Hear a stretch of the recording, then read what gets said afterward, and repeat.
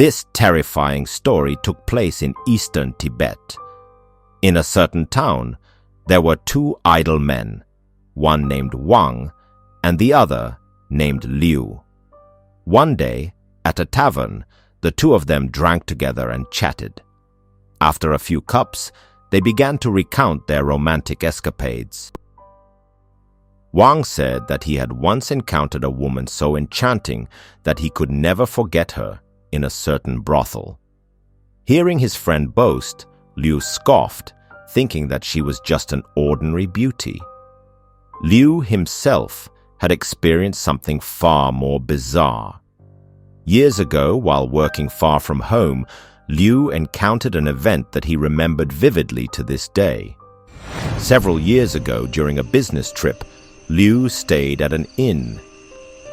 Leaning against the railing, he drank alone, lamenting his solitude. Suddenly, Liu heard a noise coming from the wall behind him. Strangely enough, from a crack in the wall, a beautiful woman's head emerged. "Miss, are you trapped in the wall?" Liu approached and spoke to her, but the head remained silent. After several attempts to communicate, Liu boldly tried kissing her. Seeing that she neither reacted nor resisted, he cradled her head and passionately kissed her, finding the sensation oddly thrilling. That night, he barely slept, entangled with that mysterious head. Looking back now, he still felt exhilarated. No wonder when he rented the room, the innkeeper advised him to also rent a stool. Wang was astonished. How could a head grow out of a wall? And such a beautiful one at that? He refused to believe it, saying he would only be convinced if Liu gave him the inn's address. Seeing Wang's skepticism and feeling emboldened by alcohol, Liu revealed the inn's name and location. From that moment on, Wang became obsessed with the story. He had been with countless women but had never experienced the peculiar pleasure of a disembodied beauty's head. For days, he couldn't shake the thought from his mind. He even lost sleep over it. Finally, unable to resist any longer, he found an excuse to take a trip. Following Liu's directions, he indeed found the inn. He even specifically requested the same window-side room where Liu had stayed. The innkeeper told him that only VIP guests could book that room and that it was currently occupied. The innkeeper even suggested that Wang choose another room, promising to send the most beautiful girl from the brothel to accompany him. But Wang refused to give up. He took out all the silver he had and insisted on renting that exact room. The innkeeper, tempted by the money, agreed and reminded him to also rent a stool. After being led to the room, Wang, now impatient, quickly shut the door, dismissing the innkeeper. The room felt strange, covered in cobwebs and dust. But Wang didn't care. He only wanted to find the beauty Liu had spoken of. On the wall, he only saw a small hole, no beauty's head to be found. He placed his hand against the wall and called out for a long time, but there was no response. He began to think Liu had deceived him. Disappointed, Wang slumped to the ground, believing Liu had tricked him, causing him to waste his money and efforts. He sat in a daze until sunset. Suddenly, in the dim light, he saw something protrude from the wall. Looking closely, wasn't that a beautiful woman's head? Beauty, you really exist. Wang was overjoyed and rushed forward. The woman was indeed breathtaking. He cradled her head, kissing and caressing it fervently. Not satisfied, he tried to pull her head out of the wall to claim it as his own. But no matter how hard he pulled, it wouldn't budge. It was firmly embedded in the wall. Frustrated, he noticed a pickaxe in the corner of the room. At that moment, Wang seemed possessed. He grabbed the pickaxe and approached the woman's head. He struck the wall with all his might, creating a gaping hole. Behind the head, a horrifying sight was revealed. Attached to the woman's head was a tangle of long, gnarled roots. Wang used all his strength to pull them from the wall. At the base of the roots lay a skeleton. Hearing the commotion, the innkeeper and his servants rushed in and stopped Wang's destruction. The innkeeper was horrified to see Wang cradling a skeleton and immediately reported the matter to the authorities. After an investigation, officials determined that the skeleton had been buried within the wall many years ago. But they could not trace the culprit. Wang was found unrelated to the case and was released. But he had lost his mind, forever haunted by the beauty's head.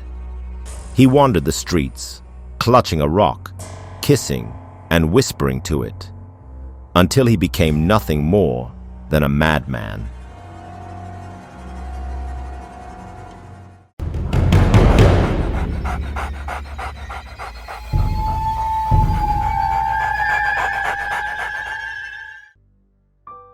This terrifying true urban legend has been circulating among the people for a long time.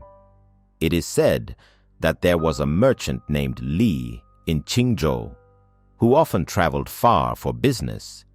Sometimes he would be away for several months, rarely returning home even once a year.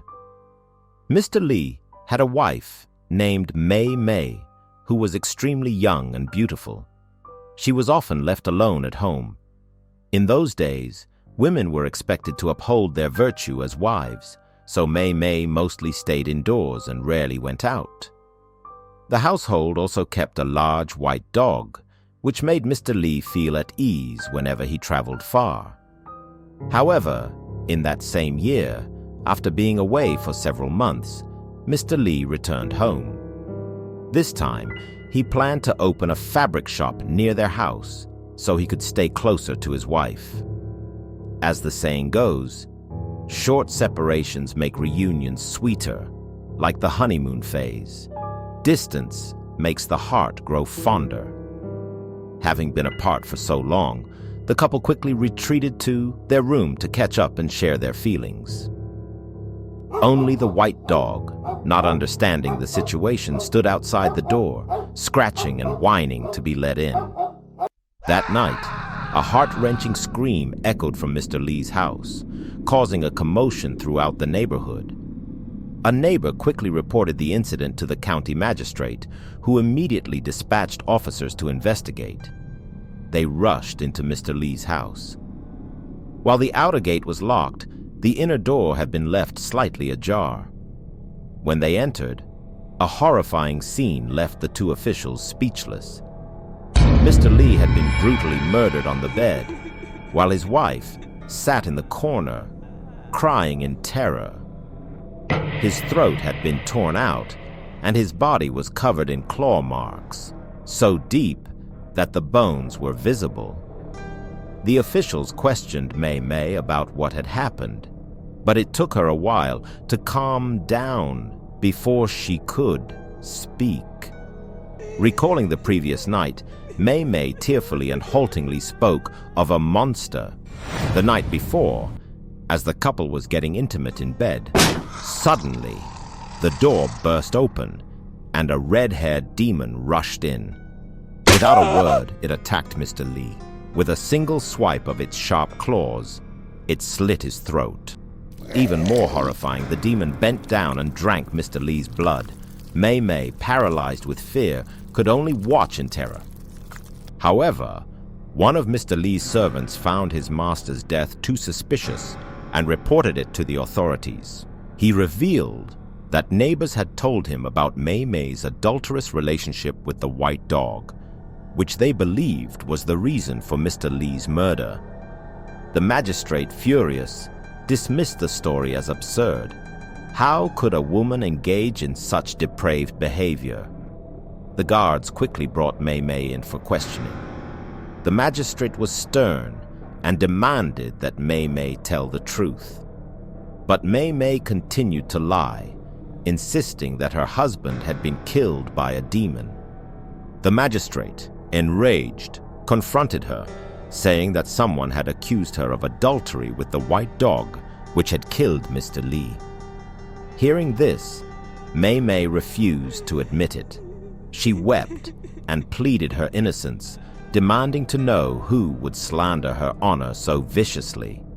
To get to the bottom of the matter, the magistrate ordered the white dog to be brought in, believing the truth would be revealed.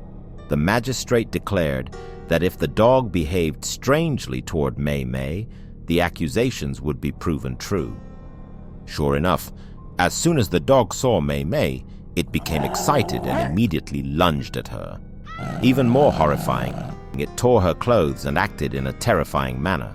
It then performed an obscene act with Mei Mei, leaving the onlookers shocked and unable to believe their eyes. With the accusations confirmed, the magistrate demanded that Mei Mei confess honestly. At this point, she had no choice but to reveal everything. She explained that it had all happened because of her husband. Mr. Lee was often away on business, while Mei Mei, in the prime of her youth, felt unbearably lonely and empty. How could she endure it? All day, she only had the white dog for company. Over time, she began to entertain the idea of engaging in intimate acts with the dog. Every night, she would bring the dog into her room. On the night of the murder, as the couple was being intimate, the dog burst into the room and killed the husband. Mei Mei confessed to her crime, and for violating moral principles, she and the dog were paraded through the streets by the guards. As they passed through the village, the officials set up a curtain and charged curious onlookers a fee to witness the spectacle. They placed Mei Mei and the white dog behind the curtain and performed the obscene act for those who paid to watch. In no time, they collected a significant amount of money from the curious crowd. In the end, both Mei Mei and the white dog were publicly executed by beheading. This incident became widely talked about and passed down as a cautionary tale among the people.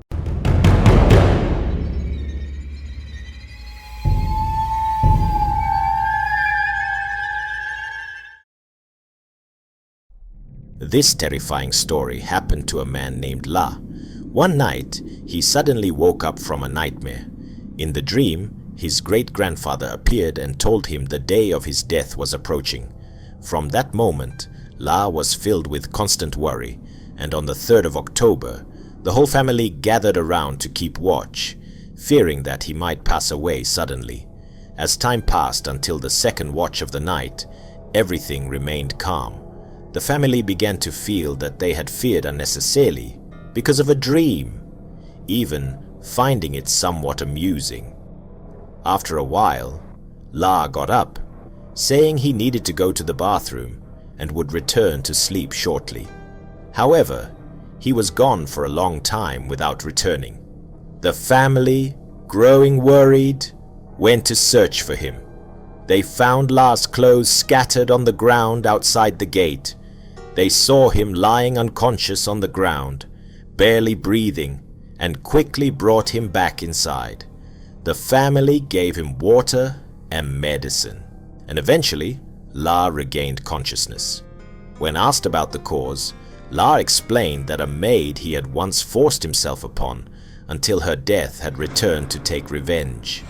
He told them that while he was out relieving himself, a female ghost suddenly appeared behind him and attacked him.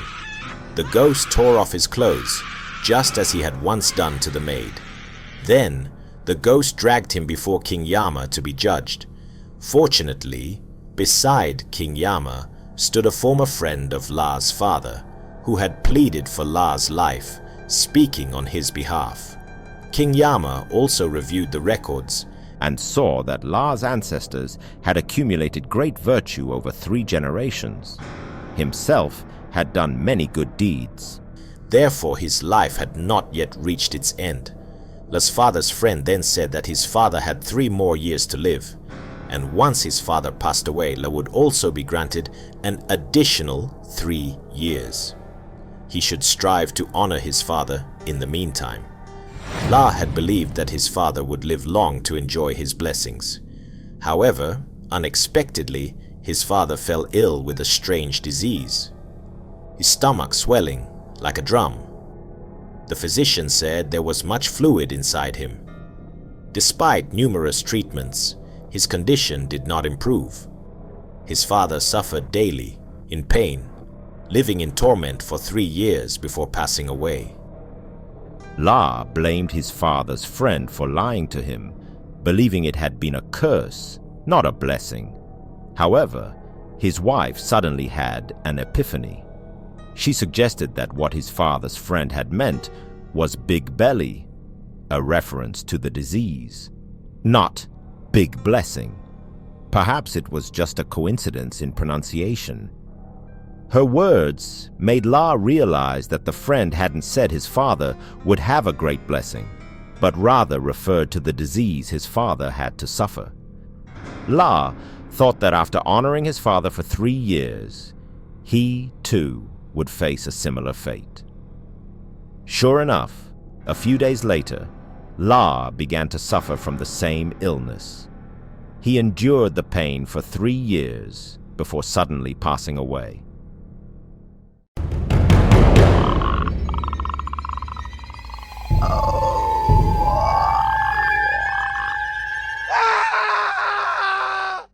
This horror story was told to me by my uncle, Cain. He was a machine repairman at the textile factory in town and often had to inspect machinery at midnight. Because he frequently traveled at night, Uncle Cain encountered many strange things. Today, he promised to tell me a ghost story by the 9 Dragons River. This was something he personally witnessed, and even recalling it now still fills him with fear. It happened about 30 years ago, around 9 p.m. Uncle Cain had just finished his shift and was riding his bicycle home. At this hour, the streets should have been deserted, yet from afar, he could hear a commotion and see flashing lights. As he pedaled closer, he saw a large crowd gathered by the riverbank. It was bustling with activity. Both police cars and ambulances were present. He parked his bicycle to the side and squeezed into the crowd to see what had happened. From a distance, Uncle Cain saw doctors trying to resuscitate a woman lying on the ground. The doctors were performing chest compressions, clearly doing their best to save her. From the murmurs around him, Uncle Cain understood that this woman had jumped into the river to end her life. Fortunately, someone passing by had noticed and immediately called an ambulance and the police. But in the end, the doctors gave up and declared her dead. Several people lifted her onto a stretcher, covering her face with a cloth, preparing to transport her to the hospital. As the stretcher passed by Uncle Cain, a sudden gust of wind blew away the cloth covering her face. Not only Uncle Cain, but also the surrounding crowd widened their eyes in astonishment. The woman's face was revealed. Although pale and bloodless, it could not hide the stunning beauty she must have had when she was alive. In that moment, an inappropriate thought flashed through Uncle Cain's mind. He found himself thinking that if he could marry such a beautiful woman, it would be wonderful. After that, the woman's body was taken away, and the crowd gradually dispersed. However, after returning home, Uncle Cain lay restless in bed, unable to sleep. Every time he closed his eyes, the pale yet delicate face of the woman appeared in his mind, haunting him. A week passed, and it was Uncle Cain's turn for the night shift again. When he overheard his colleagues discussing the drowned woman, he immediately joined in to listen. They said that the woman had jumped into the river after being abandoned by her boyfriend. They had been deeply in love for many years, but in pursuit of an opportunity to go abroad, the man had quickly married someone else. Betrayed, the woman fell into deep depression. Unable to bear the pain, she took her own life. His colleagues also mentioned that ever since that night, whenever someone passed by that section of the river, they would often see a woman sitting by the river, crying. Some even claimed to have heard heartbreaking sobs in the dead of night. Some had even seen her terrifying face clearly. People said her resentment was too strong and that she might haunt any unlucky passerby. Gradually, everyone started avoiding that riverside road at night. That day, the factory manager treated everyone to dinner, and they drank a little too much. Worried that Uncle Cain wouldn't be able to get home safely, the manager asked Jack, a security guard, to escort him back. As they neared the river, Jack warned Uncle Cain to take a detour, as strange occurrences had been happening there lately. Uncle Cain scoffed at Jack, mocking him for working in security yet believing in ghosts. Clearly drunk, he ignored the warning and stubbornly pedaled straight ahead. Unable to change Uncle Cain's mind, Jack had no choice but to follow him. As they approached the Nine Dragons River, Uncle Cain felt an eerie cold wind blowing against his back. The wind whistled past his ears, sounding like someone weeping. Thanks to the alcohol, Uncle Cain wasn't scared, but Jack beside him had already turned pale with fear. Uncle Cain tried to ignore the howling wind, but strangely, his bicycle felt heavier with each pedal. Thinking the tire might be deflating, he stopped to check, but the tires were perfectly fine. Jack also knelt down to inspect them, but there was nothing wrong. They had no choice but to continue cycling. However, this time, the bike felt even heavier than before. Then, as if compelled by an unseen force, Uncle Cain turned to look behind him. There was a long trail of water stretching from where he had ridden. A chill ran through Uncle Cain's spine, and the alcohol instantly wore off, leaving him completely sober. He realized he had definitely encountered something unnatural. Jack noticed the horror on Uncle Cain's face and called out to him, but Uncle Cain didn't respond. He just pedaled furiously forward, cold sweat dripping down his forehead. At that moment, he suddenly felt a cold, icy breeze rushing to his chest. Looking down, Uncle Cain was horrified to discover a handprint on his chest, a cold, wet mark. Immediately, the coldness from the handprint spread throughout his body, enveloping him in a shivering chill. Even more terrifying, his arms and legs suddenly stiffened, no longer responding to his control. He felt as if an invisible force was controlling the bicycle. It was automatically heading straight toward the river.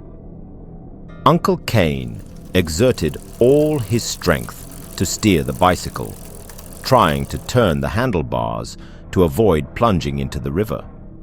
He used all his might to control the handlebars, trying to keep the bicycle running parallel to the riverbank.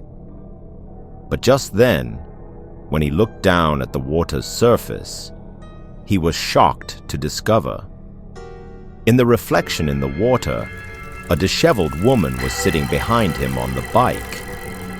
To his surprise, there really was a woman, soaked to the bone, sitting on the back seat.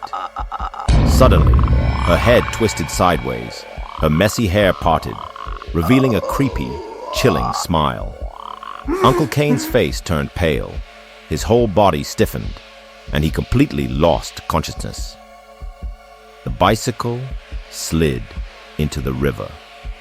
Jack witnessed the entire scene, momentarily frozen, unable to move. After regaining his senses, Jack immediately rushed to the riverbank. There, he saw that Uncle Cain's head and neck were the only parts above the water. The rest of his body was submerged. At this point, Uncle Cain's face was deathly pale, his mouth frothing as if he had completely lost consciousness. However, his hands were still gripping the grass on the riverbank.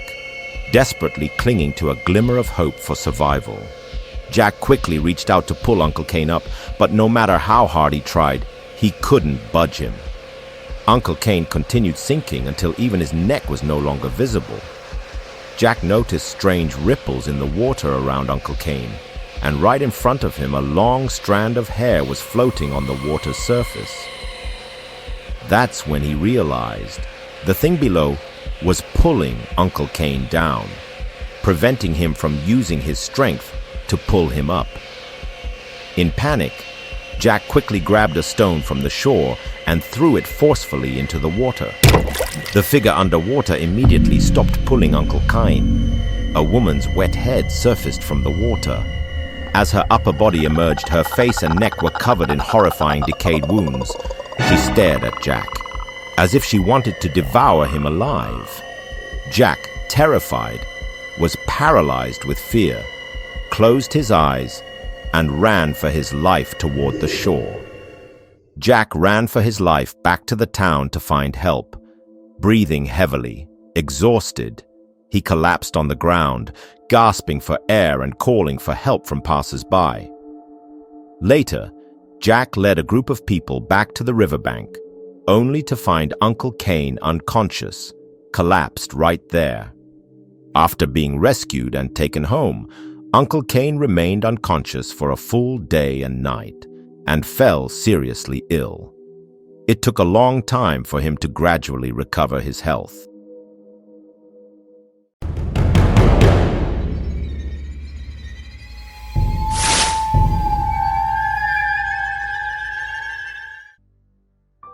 This story was told to me by a friend over drinks. He was a former colleague of mine. We used to work at the same company and had a fairly close relationship. Even after going our separate ways, we still kept in touch. That day, when we met again, I noticed his gloomy expression and asked, "I heard you just moved into a new house. Why do you look so upset?"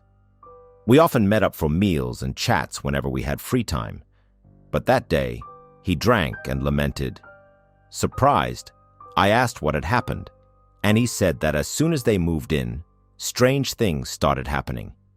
It was haunted. Although I had heard many ghost stories before, this was the first time someone I knew personally had experienced it. I should tell you a bit about my friend. His name is Son Hyung-min. Like me, he had no special skills or talents, just working hard to make a living. He and his wife scrimped and saved every penny, borrowed some money from family and friends, and finally managed to buy an old apartment. After a few drinks, Son began recounting the nightmare of that house. The apartment they bought was in an old residential building, one of the oldest high-rise complexes in the area. Because of its age, most of the residents were relocated families. On the weekend, Son and his wife used their free time to move in. Their son had been sent to his grandmother's house, so the couple happily settled into their new home. However, as soon as they stepped into the building, his wife felt something was off. In the hallway, right against the wall, there was an incense bowl filled with burnt-out incense sticks. Ashes from burnt paper offerings were scattered on the floor. Don't be startled. There are many elderly people in this area. They probably just worship often, Son tried to reassure his wife. He had visited the apartment several times with the agent and knew that most residents were elderly. But his wife still felt uneasy. A chilling sensation crept through her body. From the moment she entered the building, she had felt a shiver down her spine. Suddenly, she pointed at the door of an apartment, her voice filled with worry. The whole building exuded a gloomy, heavy atmosphere, and many things seemed unsettling. Hanging on that door frame was a Bagua mirror. Everyone knows that Bagua mirrors are used to ward off evil spirits. Although Son felt a bit uneasy as well, the house was already bought. He couldn't just abandon it over something like this, could he? As they talked, the couple walked toward the elevator area. There were 2 elevators, but one seemed to be out of order. They pressed the call button. The working elevator looked quite old, and when the doors opened, it let out a sharp, ear-piercing screech, an unpleasant sound. The apartment Son bought was on the 17th floor. He pressed the button for the 17th floor. Just as he withdrew his hand, he suddenly heard a faint, wheezing breath. The button for the 13th floor also lit up. The couple froze. They were the only ones in the elevator, and Son was certain he had only pressed the 17th floor. So, why did the button for the 13th floor light up on its own? Although Son felt uneasy, he reassured his wife that it was probably just a malfunction of the old elevator. Trying to stay calm, Son quickly pressed the button for the 13th floor multiple times, hoping to cancel it. But no matter how many times he pressed, the light for the 13th floor remained on until the elevator finally stopped there. At that moment, the couple didn't even dare to breathe heavily. They stood still like statues, afraid that even the slightest movement might awaken something. They could only hold their breath, waiting for the elevator doors to slowly open. The doors creaked open ever so slowly. Outside, the hallway was completely empty, not a single soul in sight. The lights were off, and everything was shrouded in darkness, just as the couple thought it was just a pointless scare. Suddenly, the motion sensor lights in the hallway flickered on. It was as if someone had just stepped out of the elevator and triggered them. Son felt a chill run down his spine and quickly pressed the close button repeatedly. Only when the elevator doors fully shut did the couple finally breathe a sigh of relief. His wife, her voice trembling, said that when the elevator doors opened, she had distinctly felt something brush past her and step out. Hearing this, Son suddenly had the same feeling, as if something really had just glided past them and exited. That night, after having dinner at his in-laws' house, the couple picked up their son. Son's 6-year-old son was named Dudu. The little boy was excited about moving into their new home. The family of 3 chatted and laughed as they stepped into the elevator. Since no one else was around, Son's wife pressed the close button. "Mom, why didn't you wait for that lady to get in too?" As soon as the elevator doors closed, Dudu suddenly asked. The boy wondered why his mother hadn't waited for the woman before closing the doors. It was just a simple question, but upon hearing it, both parents felt their hair stand on end. The mother turned to her son and asked, "What lady?" Clearly, while they were waiting for the elevator, there was no one else around but the 3 of them. Dudu said he couldn't see the woman's face clearly, only that she was wearing a purple blouse and had long hair. And since his mother hadn't waited for her and closed the doors instead, the woman seemed very angry. Dudu's tone was firm, not like he was making up a story. This made Son and his wife feel increasingly uneasy. After a week, the family gradually got used to life in their new home.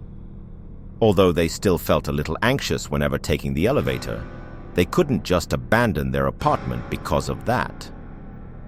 That evening, when it was time for dinner, the mother called Dudu to come eat, but there was no response. Son went to his room to call him, but Dudu was nowhere to be found. They hadn't heard the door open at all, yet after searching the entire apartment, they still couldn't find any trace of him. Suddenly, Son remembered that the apartment complex had a surveillance camera system, so he and his wife rushed to the security room in a panic. He hastily explained the situation to the security guard and quickly checked the surveillance footage to find Doo. Finally, they spotted the boy in the recorded footage. On the screen, Doo was raising one hand, as if holding onto someone's hand, and quietly stepped into the elevator. Everyone found this incredibly strange, because the elevator Doo entered had been out of service for a long time and had never been repaired. The security guard even confirmed that it had never been fixed. In the footage, Doo stood still inside the elevator, but moments later, the button for the 13th floor suddenly lit up. Sun immediately assumed that Doo must be on the 13th floor. Wasting no time, the couple rushed out of the security room and headed toward the elevators. Stopping in front of the elevator doors, everyone was shocked. The elevator that Doo had just used was still broken, completely untouched. All three of them stepped into another working elevator and pressed the button for the 13th floor.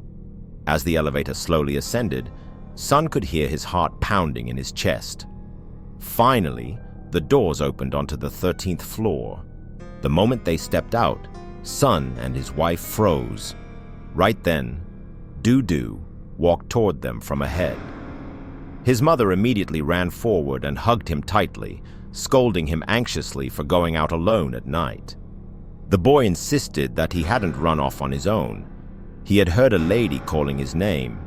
Then, she took him to her house to play. Sun and his wife felt a chill run down their spines. To verify Doo's story, they decided to let him lead them to the lady's house. Doo guided them to an apartment door, but the door was locked tight, with old flyers stuffed in the gaps, and the walls were covered with layers of notices. It was clear that this unit had been abandoned for a long time. Why were there burnt joss paper ashes and offerings left in front of the door? The security guard seemed reluctant to talk about it.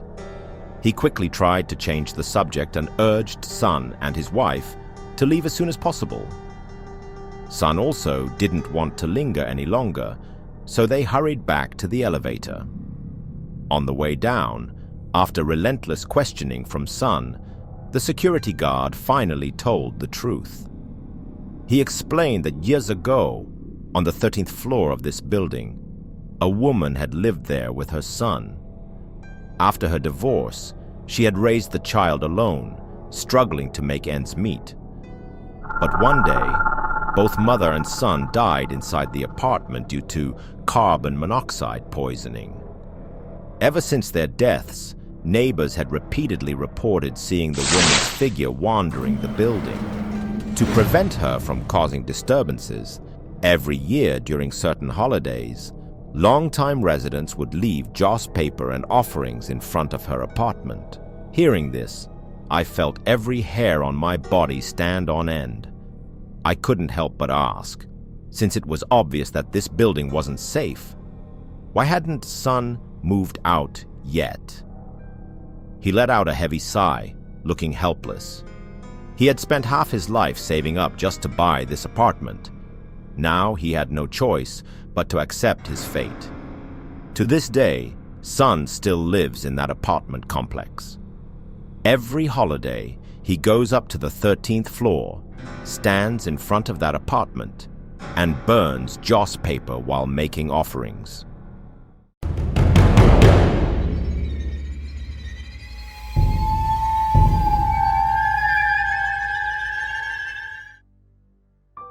I am an avid fisherman, spending almost all my free time on this hobby. I constantly challenge myself by fishing in various environments, from the sea, rivers, lakes, and reservoirs to streams, never growing tired of it. That day, a close friend who shared my passion, Ken, said he had found a fantastic spot and invited me to go with him to try it out. We packed our fishing gear, drove over 10 kilometers, then turned off the paved road onto a dirt path. As we continued driving into a village, I curiously asked Ken why this place was so deserted. Looking around, the village seemed abandoned. Ken explained that the area was being cleared for demolition, and all the villagers had already moved away. In front of us were only crumbling walls, piles of bricks, and scattered debris, an eerie, desolate place where no one seemed to visit. At the edge of the village, there was a fairly wide river, an ideal fishing spot. Ken stopped the car at a slope, and the two of us stepped out. We then unloaded all our fishing gear from the car. Finding a relatively flat spot, we set up a sunshade and began fishing. I had to admit, the fish here were abundant. As soon as we cast our lines, we had bites immediately. Moreover, the first one I caught was a large fish, weighing over 4 kilograms. The bites kept coming, and I pulled in one fish after another, 7 or 8 in total. I was truly grateful to Ken for finding such an incredible place. While deeply engrossed in fishing, I suddenly felt the urge to relieve myself, so I deliberately walked away to find a secluded spot. In a place like this, there was certainly no public restroom available. I climbed up a small hill to see if I could find one in the village. Then, I made my way toward the village. I figured that some family's restroom might still be intact despite the demolition, so I started searching among the abandoned houses. As I walked along the street, a strange feeling crept over me. I felt as though someone was watching me. I turned toward the source of this unsettling sensation. Across the road, there was a courtyard enclosed by a high wall. Perched atop the wall was a child climbing up. We were only about 7 or 8 meters apart, yet I couldn't make out the child's face. I called out, asking what he was doing up there. I didn't think too much about it at the time and casually asked if there was a restroom nearby. But the moment I spoke, the child vanished right before my eyes. At first, I assumed he had simply jumped down to the other side of the wall. But then, something felt off. That wall was incredibly tall. How had the child climbed up in the first place? I even walked over and reached up with my hand. The wall was at least 1.5 times my height. However, since I urgently needed to relieve myself, I stopped thinking about it. I found an undisturbed restroom in a nearby yard and quickly did my business. When I returned to the riverbank, Ken complained that I had taken too long. I told him about the child climbing the wall, finding it quite odd, and pointed out that clearly someone was still living here. But Ken didn't believe me at all. He was certain that no one lived in this village anymore. We argued for a bit before deciding to go back to check the wall together. Ken agreed that, given the wall's height, the child would have to be unusually tall to climb up there. Ken theorized that maybe there was a ladder or something inside to climb on and suggested that I check it out. To confirm, Ken told me to step on his shoulders and climb up for a better look. With great effort, I finally managed to reach the edge of the wall. As I looked down, my skin crawled with goosebumps. There was no ladder, no foothold, nothing at all. The buildings inside had been mostly demolished, overgrown with weeds.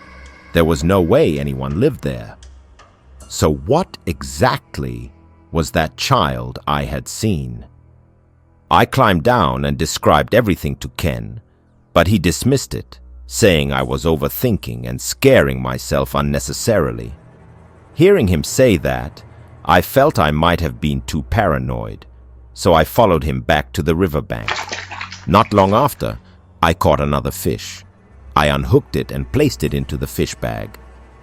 Just as I was about to stand up, I accidentally caught a glimpse of the water's surface. Reflected in the river was the child from before, standing right behind me. Terrified, I screamed and spun around instantly, but there was nothing behind me.